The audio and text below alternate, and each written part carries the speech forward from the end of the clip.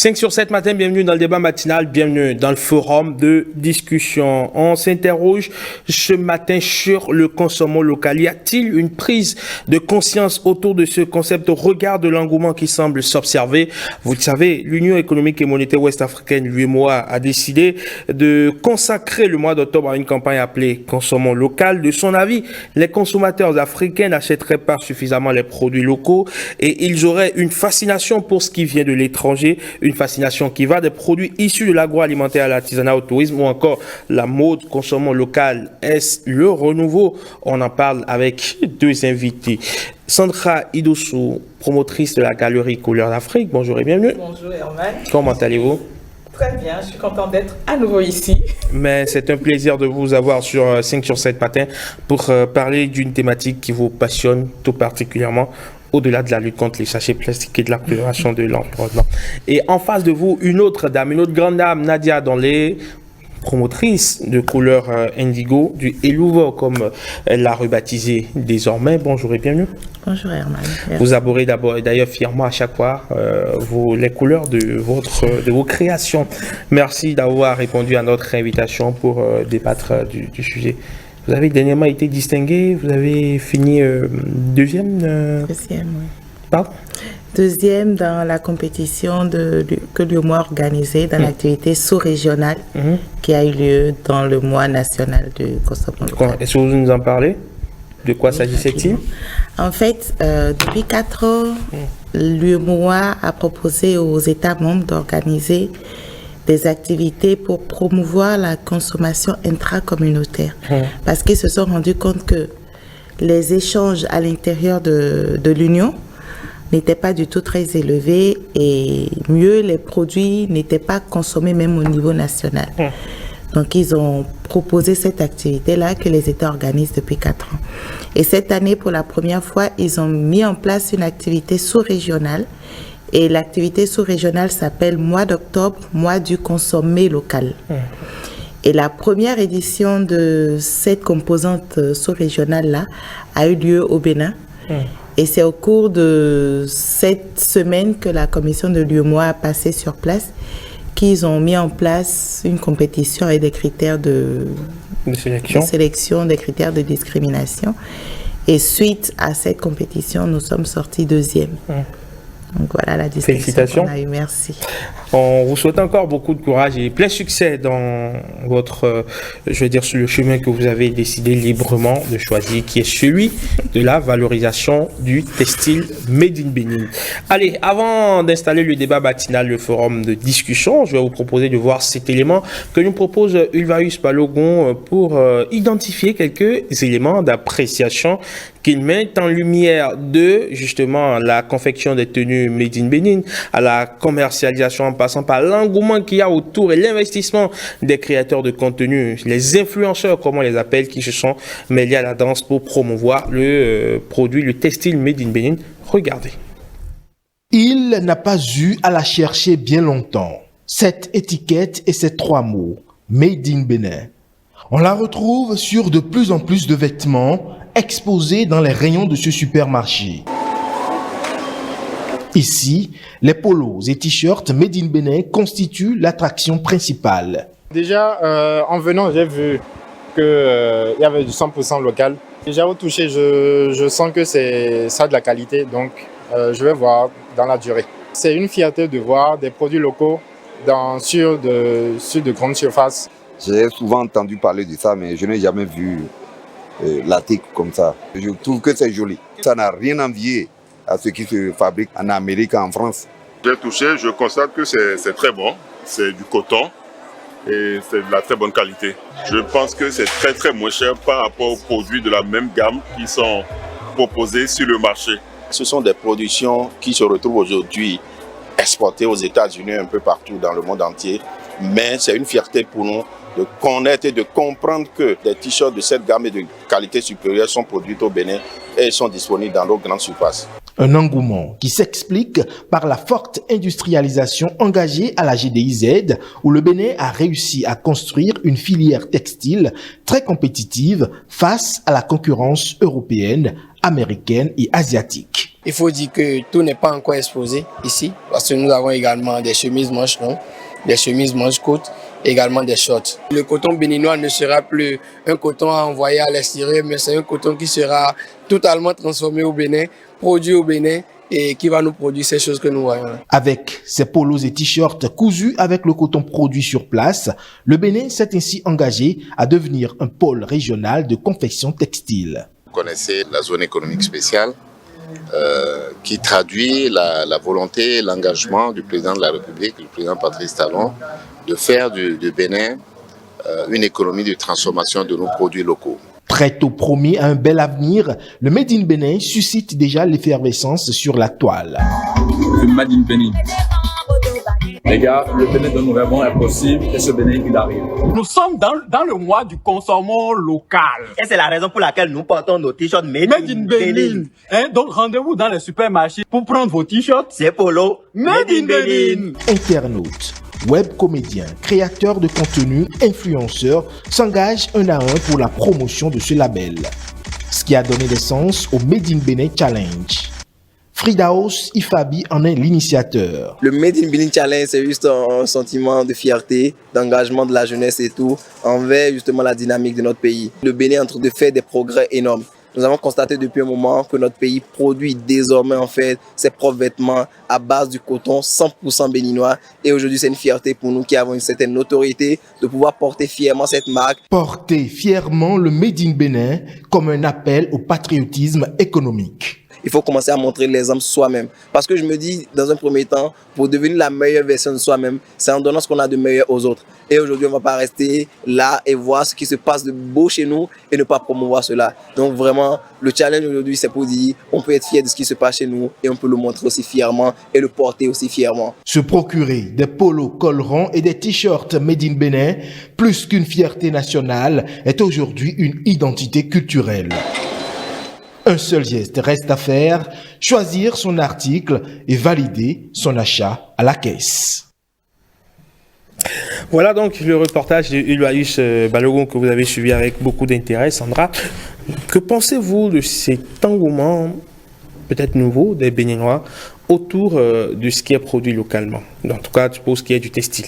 Je pense qu'on peut être fier qu'aujourd'hui, de plus en plus de jeunes s'intéressent au consommant local et surtout à tout ce qui est vestimentaire. Parce que pendant longtemps, on a cru ou alors on s'est fait...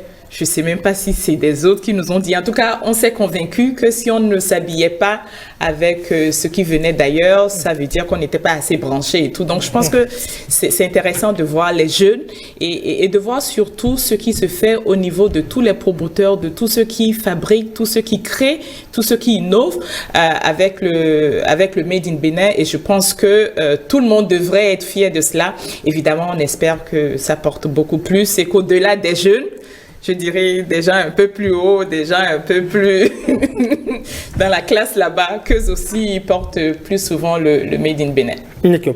Alors Nadia, cet engouement manifeste qui a commencé par s'observer avec les créateurs de contenu qui se sont mis dans la danse pour essayer de porter le mouvement. On sait que généralement quand ceux qu'on appelle les influenceurs s'y mettent, forcément ça draine de l'engouement, ça suscite beaucoup de curiosité, tout le monde veut voir, tout le monde veut se mettre dans la tendance.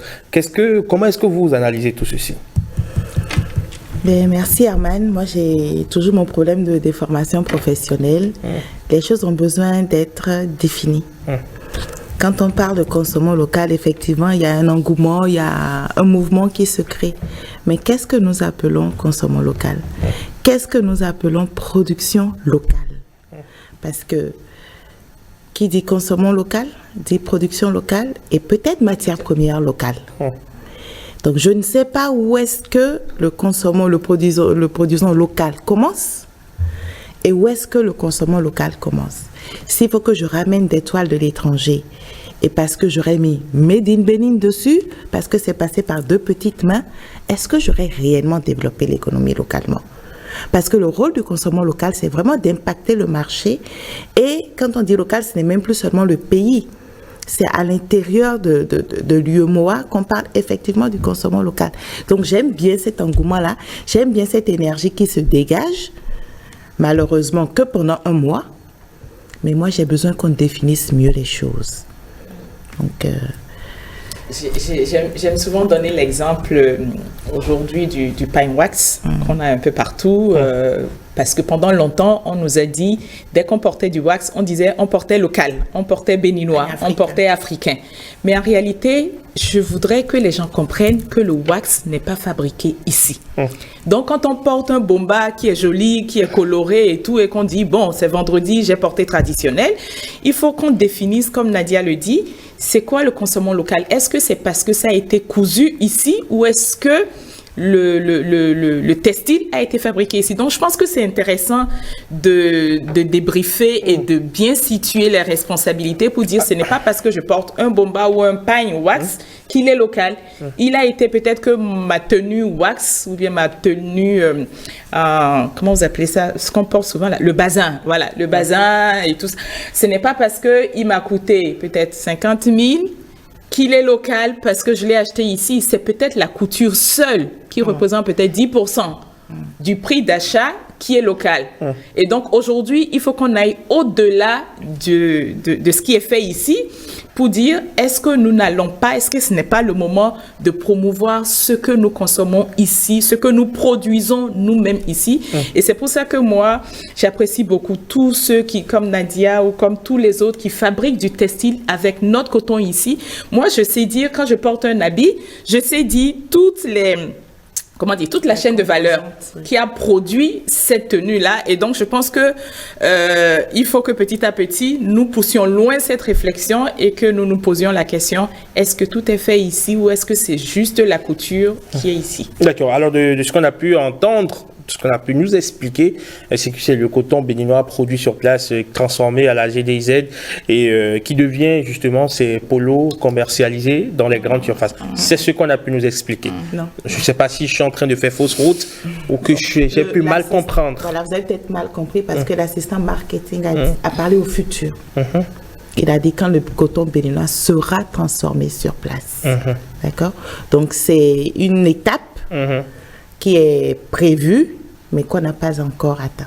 D'accord, très bien. Allez, une chose est sûre, on est en train de faire tout de même de petits pas. Il n'y a pas si longtemps en arrière, personne ne se serait, ou pas grand monde n'aurait témoigné autant d'engouement autour de ces produits, en tout cas issus du textile, qui sont fabriqués sur place. Aujourd'hui, on a cette impression qu'il y a une fierté, et c'est d'ailleurs ce que vous il y a cette promotion que vous faites fièrement de 129, que vous arborez partout quand vous voyagez. Donc, il y a cette fierté manifeste qu'on a envie de montrer aujourd'hui en allant chercher un produit made in Benin en ce qui concerne le textile. Tout à fait. Je pense qu'il faut, comme on a tous dit, il faut reconnaître les efforts qui sont faits.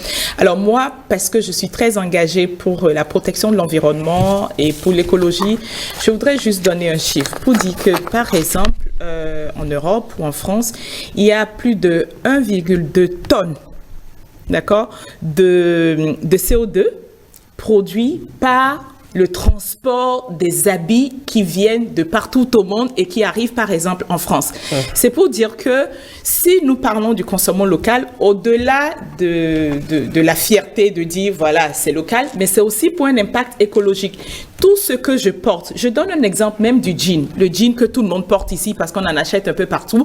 Le jean, avant de venir ici au Bénin, il a peut-être fait 6500 km un peu partout. Il a fait plus de la moitié du tour du monde avant de venir ici. Donc, en termes d'impact écologique, le jean que nous portons n'est pas forcément très écologique, n'est pas sain, parce que ce jean est fabriqué dans des endroits très reculés, dans des usines où les gens ne respectent pas forcément tout ce qui est respect comment dire, le respect de l'environnement, parce qu'en termes d'écologie, il y a un certain nombre de critères qui ne sont pas forcément respectés. Donc pour moi, le consommant local, au-delà de l'aspect fierté béninoise, c'est surtout nous aider à réduire notre impact écologique et à nous dire que quand j'achète ici, ça réduit évidemment tout ce qui est lié au transport et surtout ça fait travailler les nôtres, ça réduit, et comme ce n'est pas industriel, évidemment, ça n'a pas trop d'impact sur le CO2 et donc ça fait travailler de petites mains et donc ça a un impact vraiment économique. Donc je voudrais qu'on comprenne qu'au-delà de la fierté, c'est l'aspect environnemental, l'aspect économique, l'aspect social derrière, tout ça qui devrait nous pousser tous à aller d'abord pour ce qui est fait ici, ce qui est produit ici. D'accord. Alors Nadia, vous qui êtes dans le textile, quand vous recevez des clients, est-ce qu'ils ont cette réflexion autour donc, de la consommation locale? Est-ce que généralement c'est des gens en quête de nouvelles sensations, donc ils se disent ok, j'ai peut-être les moyens de me procurer un produit qui est fabriqué sur place, donc je connais l'itinéraire, ou ce sont des personnes juste comme ça qui ont envie de prendre un produit et ils l'achètent, ils passent à autre chose? En fait, il faut dire que dans notre contexte, la décision d'achat est beaucoup liée au prix d'acquisition. Et pas plus tard qu'hier, j'expliquais encore à une cliente que quand on décide d'acheter local, elle a parlé tout à l'heure de l'empreinte carbone, qui est quelque chose de capital. Parce que le coton, il est produit quelque part, il est égrené quelque part, il est transporté, pas par des bassines, c'est par des bateaux, avec des impacts sur les océans.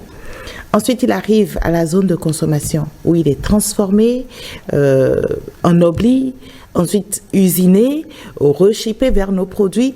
C'est beaucoup d'impact sur la couche d'ozone, quoi qu'on dise.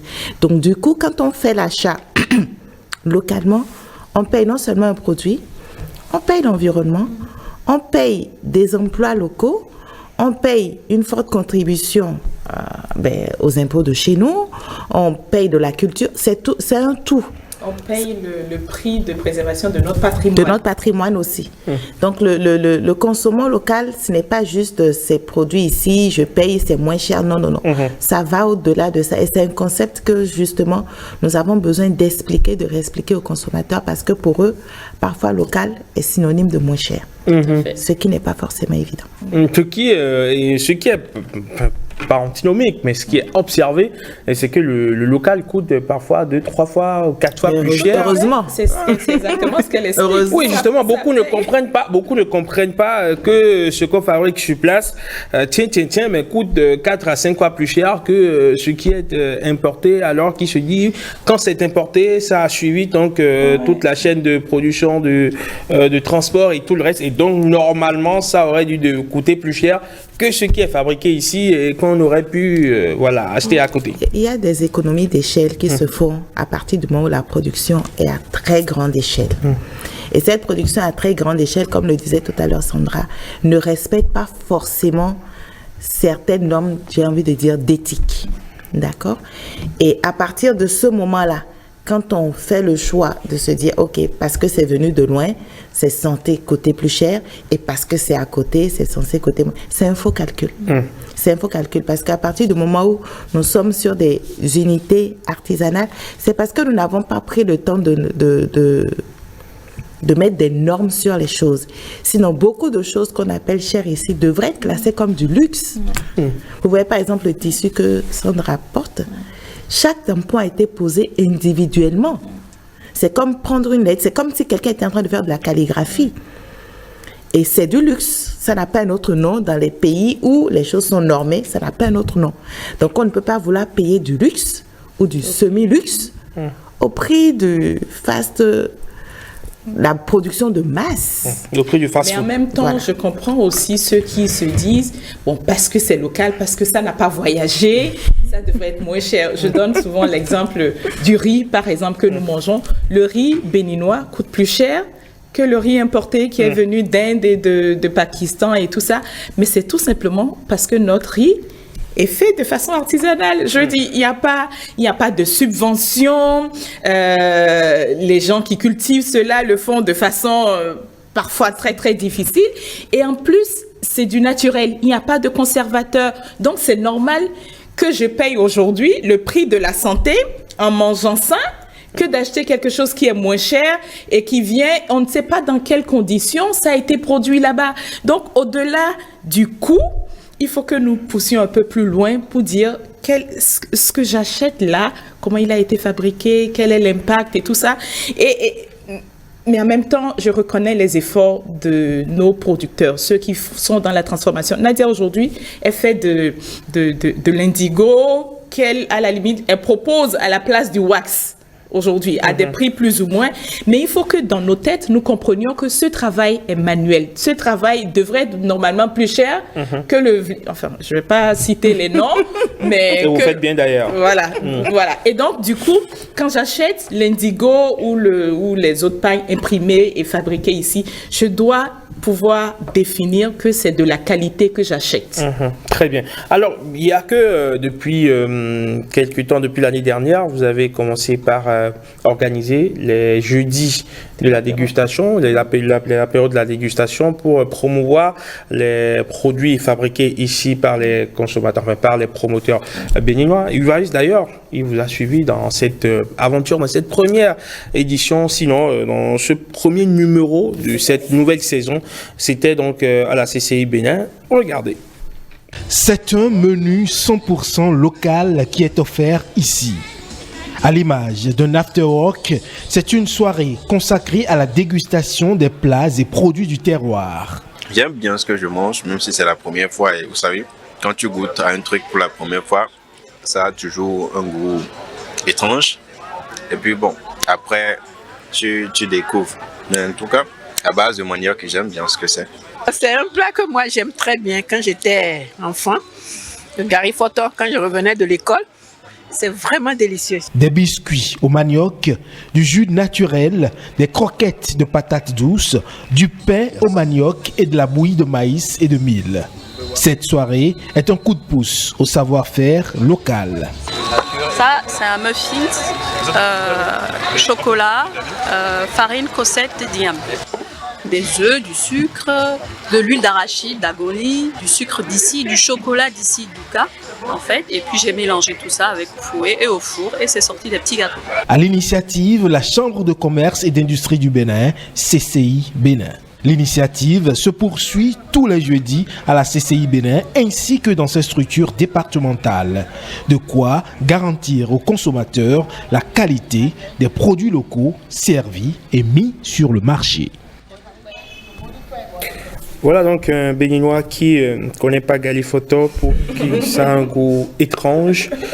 Quand on se rend compte à quel point on a été dépaysé, ou on est dépaysé, alors que ce sont des repas qui ne devraient pas nous étonner. Alors, on a des problèmes. On a un problème de mindset. On nous a fait croire que nos produits n'étaient pas bons. On nous a fait croire que tant que je ne mange pas de pizza, tant que je ne mange pas les pâtes alimentaires, tant que je ne mange pas du burger, que j'étais pas assez in. Donc, le garifoto, pour lui, bon, peut-être que ça allait d'être un peu du village. Le maï-maï qui était sur cette table était délicieux. Mais quand je dis délicieux, et en plus, rempli de nutriments parce que c'est à base de haricots, du poisson séché d'ici. Aujourd'hui, petit à petit, il faut que nous comprenions, il faut que nous soyons moins complexés par rapport à nos produits parce que c'est justement un complexe d'infériorité qui nous amène à penser que nos produits ne sont pas assez bons.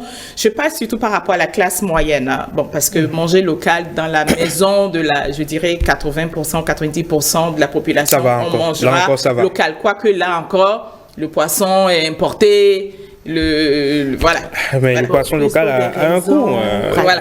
Et donc, du coup, même si on fait des efforts à ce niveau-là, je pense qu'il faut que la classe moyenne arrive à comprendre que nos mets traditionnels sont meilleurs sur plusieurs aspects. Il vaut mieux promouvoir ces produits-là parce qu'ils sont sans conservateurs. Moi, je ne donne pas des produits importés à mes enfants. Je suis désolée, je suis peut-être la maman un peu très dure, tous ces produits. Oui, mais après, ceux qui vous suivent actuellement vous diront que vous faites la politique de vos moyens, vous avez les moyens de votre politique. Combien de personnes aujourd'hui, parce que malheureusement, tout ce qui est importé, ça coûte moins cher pour la classe moyenne. Ça coûte moins cher, mais tout à l'heure, comme on l'a dit, ça coûte moins cher. Mais demain, je vais être malade. Demain, je vais causer d'autres dégâts. Donc, moi, aujourd'hui, comme il y a quelques jours, j'ai fait, par exemple, une pâte à tartiner très simple. Parce que la fameuse pâte qu'on achète dans les supermarchés avec plein de sucre et autres, je ne voulais pas. J'ai pris 4 ingrédients locaux. J'ai pris de la noix de cajou, de l'huile de sésame, du miel de karité d'ici, et puis de la cannelle. Et j'ai tout mélangé. Les enfants, ils étaient en extase devant ça. Et je sais qu'il n'y a pas de conservateur là-dedans. Ce n'est pas forcément par rapport au coût, mais c'est plutôt par rapport à notre façon de voir ce que nous avons localement. Et moi, grâce à ces apéros de dégustation, je suis impressionnée quand je vois surtout les Béninois. Ah, le tchakbalo, oh, j'avais bu ça seulement quand j'étais à l'école. Bon, ça fait longtemps. Voilà. Et pourtant, ces produits-là existent toujours. Donc, si nous faisons l'effort et si le gouvernement, je dirais, au-delà des discours, aide un peu, peut-être pas, bon, en instaurant, par exemple, tout ce qui est manifestation publique, tout ce qui est payé par l'argent public, serait basé sur du consommation local. Ce serait je dirais, un moyen de propulser le consommation local. Et donc, il faut poser des actes. Il ne faut plus juste parler. Il faut que dans les actes, dans les administrations, que ce soit visible, le consommation local. D'accord. Alors, Nadia, il y a aussi un problème. Et le problème est que les productions locales ne sont pas forcément connues. Il y a plein de produits que les Béninois vont découvrir à l'occasion de ces jeudis de la dégustation, dont ils vont tomber amoureux, mais dont ils n'avaient jamais peut-être connaissance. Ils ne savaient même pas qu'il y avait une structure sur place qui proposait ce genre de produits. Donc, quelque part aussi, il y a un problème de communication autour de la consommation locale des produits locaux qui se posent. Effectivement, il y a un problème de visibilité et de communication autour de nos produits locaux. Mais c'est dommage aujourd'hui qu'on soit obligé de faire la promotion du Galifoto. Et c'est dommage aujourd'hui qu'on soit obligé de faire la promotion du maï-maï, des choses qui ont bercé, en tout cas nous, notre enfance. Donc quelque part dans la chaîne, il y a une rupture. On ne va accuser personne, mais que chacun, sans attendre qu'on vienne lui dresser sur un plateau d'or, se lève et soit curieux de savoir ce qui se produit, ce qui se consomme chez lui. Quand par exemple je fais le déplacement, je dis n'importe où, à Dassa, je n'irai pas chercher un restaurant de pizza. Je vais peut-être demander qu'est-ce qu'on mange localement, c'est quoi le plat d'ici, et que chacun en fasse sa philosophie et s'éduque, parce que c'est le moment. D'accord, moi c'est un peu mon point de vue sur la question. D'accord. Alors, et puis que dire aussi quelque part des normes? Est-ce que les produits, enfin tout ce qui est produit localement en termes de normes, est-ce que ça respecte les normes de qualité? Alors, quelles normes? Parce qu'il y a que l'ANMCQ, je pense, l'Agence nationale de la métrologie et du contrôle de qualité, qui fait des descentes inopinées dans des rayons de certains restaurants, de certaines grandes surfaces, et qui se rend compte que voilà, les produits ne sont pas normés, et donc décide d'interdire la vente de ces produits dans les grandes surfaces. Alors, la question de qualité est une question très importante et pertinente. On ne pourrait peut-être pas parler entièrement de ce sujet ici, mais je pense que c'est important de savoir qu'on ne peut pas donner de la nourriture aux populations sans s'assurer que derrière, il y a quand même un minimum de qualité. Mais alors, cette exigence pour la qualité vis-à-vis de nos produits locaux devrait être la même pour les produits importés. Si on arrive à me démontrer que tous les produits qui sont déversés sur nos marchés respectent les normes, les standards, et que quelqu'un vérifie que ces produits sont effectivement produits dans de bonnes conditions, à ce moment-là, je serais d'accord pour dire oui, quand ce sont nos produits aussi, vérifions qu'ils respectent cette qualité. Je pense que une fois encore, ce complexe de penser que quand c'est fait ici, peut-être qu'au niveau qualité, bon, il y a des soucis. Quelqu'un m'a répondu une fois, oui, moi je préfère boire mon Coca-Cola, au moins je sais que c'est fait dans de bonnes conditions, que de prendre du tchakbalo parce que je ne sais pas comment la dame, dans sa cour, l'a préparé. Donc je pense que je veux bien, je parle beaucoup de qualité. D'ailleurs, les artisans avec qui je travaille, je les aide un peu au niveau qualité. Mais je voudrais dire simplement que cette exigence que nous avons par rapport à nos produits, nous devons les avoir par rapport aux produits importés. C'est aussi simple que ça. On a des administrations aujourd'hui, on a une direction qui fait la normalisation et qui fait les autorisations de mise sur le marché. La plupart des artisans vont là-bas. Maintenant, il faut voir le coût. Le coût, parce que le dernier exemple que j'ai eu, une artisane qui était venue...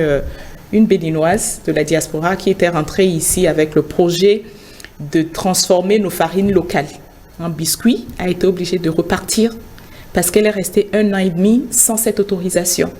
Il faut dire les choses telles qu'elles sont. C'est-à-dire qu'il y a un coût. Ce n'est pas forcément très fluide, le process, pour y arriver. Et donc, si on veut promouvoir la qualité, il faut que derrière, on puisse accompagner tous ceux qui ont envie de mettre en place ce process de qualité. D'accord. Et aujourd'hui, Nadia, est-ce que la question de la consommation locale, au-delà de ce semblant d'engouement qu'on a commencé par observer ces dernières heures, est-ce que ça ne reste pas encore pour l'instant une affaire presque ou un caprice de bourgeois? Mais la question est bien posée parce que quand on regarde pendant le mois d'octobre, le cœur, le nerf de, comment on appelle ça? L'œil de cyclone est Cotonou. Cotonou n'est pas un site de production, c'est un site de consommation. Et tant que le consommant local va rester sur Cotonou, ça va rester effectivement ce que vous êtes en train de décrire, un caprice de bourgeois. Mais quand on va délocaliser et qu'on va réellement aller dans les localités, parce que j'ai dit le consommant local, la première étape, c'est produisons local. Quand on va aller dans les centres de production, les centres de production, et qu'on va inciter, susciter et dire c'est votre moi, ça va changer de physionomie. Ce ne sera plus juste l'affaire de quelques consommateurs qui en ont les moyens, mais ce sera réellement un mouvement de masse. Moi, c'est comme ça que je vois les choses parce que à chaque fois, c'est Cotonou, Cotonou, Cotonou. Même Calavi ne reçoit pas d'activité. Encore moins... Alors, je vais peut-être faire un complément pour dire par rapport aux apéros de dégustation de cette année, on est quand même allé au-delà de Cotonou.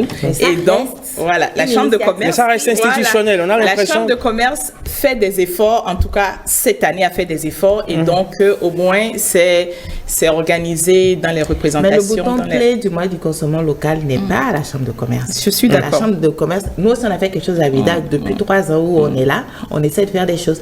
Mais ça reste anecdotique par rapport à un mouvement national. Je suis entièrement d'accord. On attend justement ce mouvement national, ce concept qui sera porté par tout le monde, par toutes les sensibilités, qu'on soit bourgeois, qu'on soit roturier, qu'on soit de toutes les classes, qu'on puisse se retrouver à travers ce mouvement national pour inciter donc tout le monde, toutes ces personnes-là à la consommation locale. Parce que quand on parle de consommation locale aussi, c'est que derrière, on voit toutes ces mains qui travaillent. Quand on prend en couleur indigo de Nadia, on a eu la chance donc d'aller voir le process de bout en bout, comment déjà la plante, on va cueillir la plante, comment on va fermenter en griffe tout ceci, comment on cuisine en gros le tissu. Et il n'y a pas que on va dire, cet aspect-là, moi, qui m'a fondamentalement touché.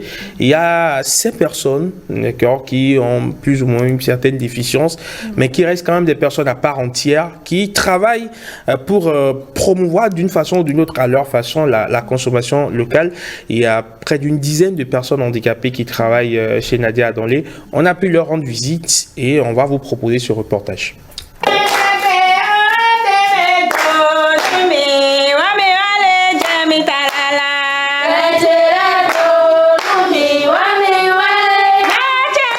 À l'heure de la pause, un petit ballet s'improvise pour accueillir notre équipe de reportage dans cet espace conçu et réservé aux personnes en situation de handicap.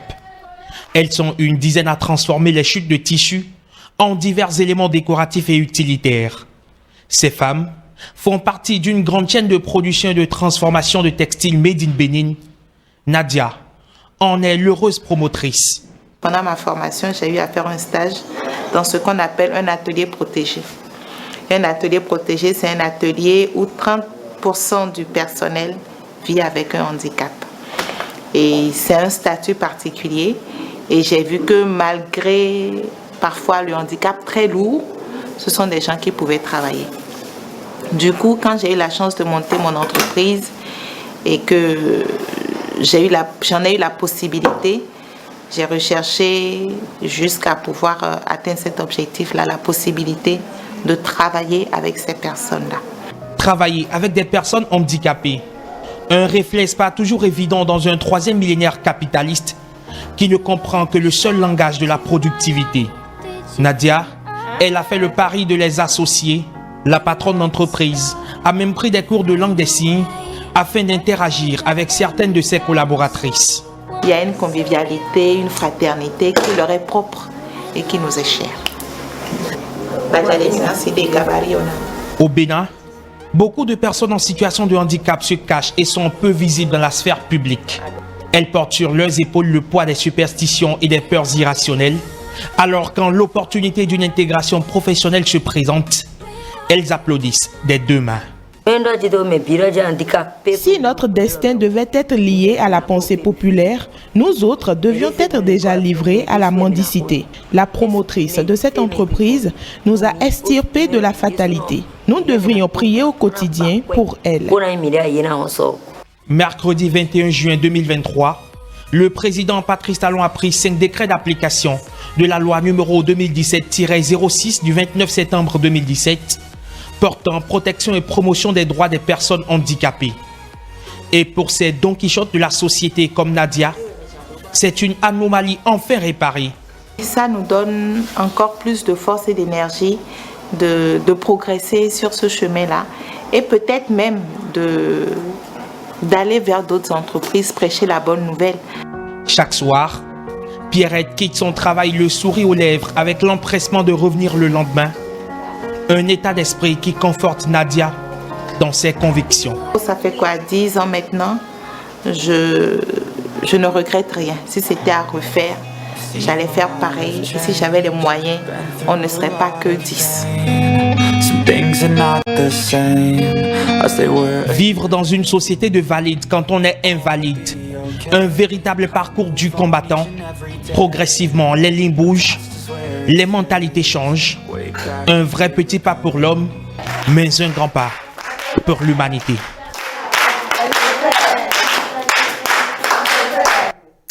Voilà donc ce reportage au cœur de la production des tissus indigo chez Nadia Adanlé. Alors Sandra, forcément quand on voit ces images, quand on voit ces personnes qui bossent au quotidien pour promouvoir une consommation locale, on est sensible à ça, on se dit mais on doit acheter, même si c'est pour aller garer à la maison, mais il faut qu'on achète. C'est exactement ça. Alors moi, chaque fois que je vais chez Nadia ou chaque fois quand je vois ces images, je suis émue, j'ai la chair de poule et pouvoir amener ces personnes à se sentir, je dirais, normales, parce qu'elles travaillent, parce qu'elles rentrent le soir aussi avec un salaire, elles sortent le matin, à leur donner cette dignité, pour moi, ça vaut tous les discours. Et le contraste, malheureusement, tout à l'heure, quand je regardais ces images-là, le contraste...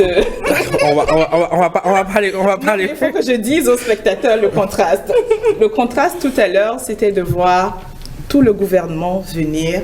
En tout cas, il y avait une image, ils étaient tous très bien sapés, alors qu'on parle du consommation local. J'imagine que c'est des images qui ont été prises. C'est des images qui n'avaient rien à voir avec... Je rêverais de les voir, eux, être les premiers ambassadeurs du consommation local, qu'au lieu de mettre tout le temps des costumes qui ne sont pas forcément adaptés à notre climat ici, que ce soit eux qui portent nos productions locales. Je pense qu'une fois qu'eux, ils le feront, on n'aura pas besoin de venir parler ici. Ça portera tout seul parce qu'on aura donné l'exemple. D'accord, très bien. Oui, vous... Je voudrais embaucher la même trompette que Sandra, en disant que dans notre culture, le vêtement n'a pas qu'un rôle fonctionnel. C'est pour ça que quel que soit le degré de chaleur que nous avons, on va rarement trouver les gens dans les rues de façon générale au grand mouvement des jupes mini, la légèreté jusqu'au bout. Pour revenir, et je disais que le vêtement a un rôle fonctionnel. Et ce que nous portons, nous porte de façon claire. Et regardez le rôle du textile dans notre vie. Je pense que quand un enfant naît, avant même qu'il ne soit remis à sa maman, il est enveloppé. Et quand on part, quel que soit où tu te trouves, le moment où on a la certitude que le dernier souffle est passé, on te recouvre. Et si le temps qu'on passe, pendant qu'on est debout, on est décideur, on peut faire des choix. On ne décide pas de porter nos choses, on sera passé à côté de quelque chose, réellement. Très bien. Allez, on va faire un tour sur nos canaux digitaux pour voir ce que pensent nos amis internautes de la question du jour que nous leur avons adressée. Que pensez-vous? Pensez-vous qu'il y a une forme de prise de conscience autour du consommation local? Et maintenant, Piclaver Adaou qui nous dit, je cite, la consommation des produits locaux est naturellement la manière la plus simple pour contribuer au développement de son pays, mais vu généralement les coûts excédents de nos produits, c'est simplement une minaudière qui va s'approvisionner donc dans ce marché. Pour cela, je dis qu'il y a une autre forme de consommation des produits locaux que je qualifie d'appui au sous-développement de son pays. Et il nous faut un changement de mentalité. Koumassa Maurice, bonjour le plateau. Pour le consommation local, le gouvernement doit désormais sensibiliser la population sur la nécessité de consommer tout ce qui est made in Benin et aussi revoir à la baisse le coût des produits locaux au pays, puisqu'on a souvent le sentiment que ce qui est produit chez nous coûte encore plus cher que les produits importés malgré la douane et le transport. Les dirigeants béninois doivent également être les premiers promoteurs du consommation local et ceci à partir de leur habillement comme ailleurs sur le continent où les autorités portent moins des costumes. Et on finit avec celui qui se fait appeler Patrick le Dutch. Pas une pub au consommation local non plus, son patronyme. Bonjour le plateau, tout de même, le Béninois reconnaît bien que la consommation des produits locaux participe au développement du pays. Dans le même temps, le Béninois est à la recherche de la qualité et la quantité. Et je vous assure que si les produits locaux sont moins chers par rapport aux produits importés, je crois bien que le Béninois va s'intéresser plus. Et aussi, le Béninois veut toujours imiter son maître.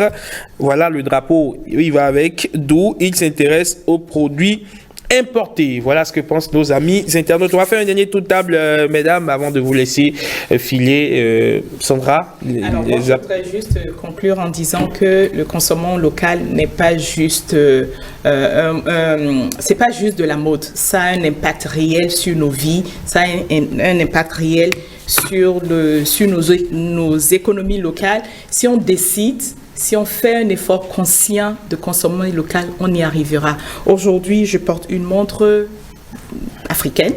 Je porte des chaussures faites par un Béninois. Je porte une tenue. Je porte, évidemment, les lunettes, ok. Pour l'instant, il n'y a pas de Béninois qui les propose, mais au moins, je les achète ici. Voilà. Donc, c'est un peu pour dire que si on fait l'effort conscient, on va se rendre compte que localement, nous avons des alternatives. C'est parce que dans nos têtes, on ne fait pas encore cet effort. Mais dès qu'on commence pas à y réfléchir, on se rend compte que localement, on peut vraiment avoir des alternatives. Et donc, chacun à son niveau peut jouer un rôle. Ce n'est pas seulement en octobre qu'il faut parler du mois du consommation local. Tous les jours, dans nos maisons, dans nos bureaux, nous devons promouvoir ce qui est fait chez nous parce que c'est ça qui valorise notre pays et c'est ça qui développe nos économies. Très bien. Nadia? Je dirais comme Sandra, le mois d'octobre, c'est le 10e mois de l'année et c'est un mois sur 12. Donc, il y a 11 autres mois où nous devons quand même continuer à raise the flag sur le consommation local. Et au mois d'octobre, le 7 octobre dernier, c'était la journée internationale du coton. Et nous sommes un pays producteur de coton. Et nous avons un tissu qui est fabriqué localement, c'est notre cotonnade locale, c'est des crus à partir de notre coton. Et je pense que consommation local, c'est vrai, on a parlé de repas, on a parlé de vêtements, mais il y a se loger, il y a beaucoup d'autres choses aussi qui doivent entrer dans cette assiette du consommation local là. Et je ne vais pas cesser d'interpeller les médias. Vous demandez d'être à nos côtés parce que plus les gens sauront sur les produits, mieux ils seront à l'aise pour les consommer. Et je dis encore, heureusement que nos produits locaux coûtent plus cher. Si on veut jouer sur la ligne du prix, on va peut-être interpeller les autorités pour que sur les produits qui viennent, les taxes soient un peu plus élevées. D'accord. Et pas qu'on demande à ceux qui font déjà des efforts de baisser encore plus leur prix. D'accord, très bien. Merci beaucoup à vous, Nadia Adonlé. Vous êtes donc promotrice de couleur indigo. Merci également, Sandra Edessou, responsable donc de la galerie, promotrice, j'allais dire même, de la galerie Couleur d'Afrique. On peut trouver un peu de tout ce qui est africain, tout ce qui est béninois, fabriqué par des artisans. Je travaille pour les artisans, donc je travaille pour Nadia.